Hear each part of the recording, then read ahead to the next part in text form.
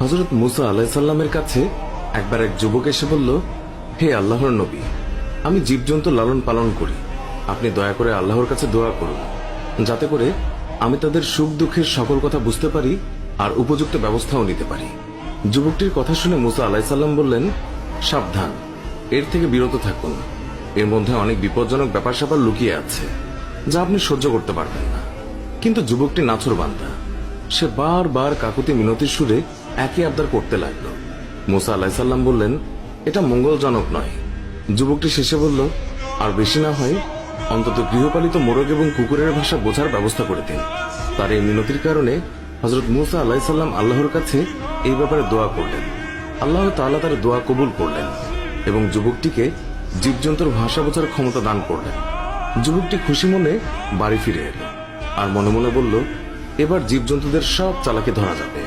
পরদিন ভোরে যখন বাড়ির হাঁস মুরগি ছেড়ে দেওয়া হলো, তখন সেই যুবক মোরগের কথা শোনার জন্য বারান্দায় এসে বসলো।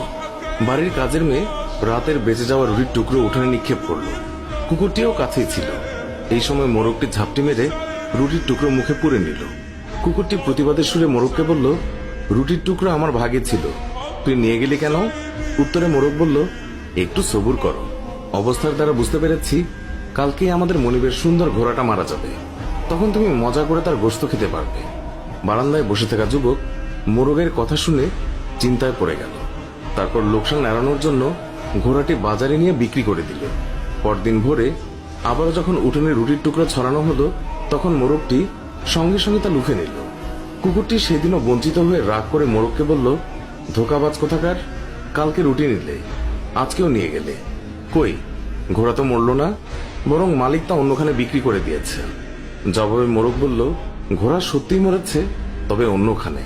অধৈর্য হয় না, ব্যবস্থার দ্বারা জেনেছি কালকে মনিবের উটটি মারা যাবে, তখন তুমি মজা করে ইচ্ছে মতো খেতে পারবে।